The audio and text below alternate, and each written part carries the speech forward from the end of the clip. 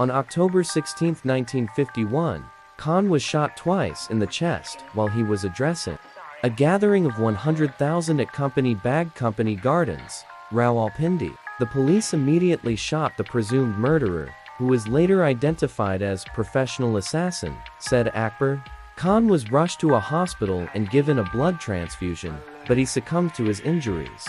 Said Akbar Babrak was an Afghan national from the Pashtun Zadran tribe. He was known to Pakistani police prior to the assassination of Liaquat Ali Khan.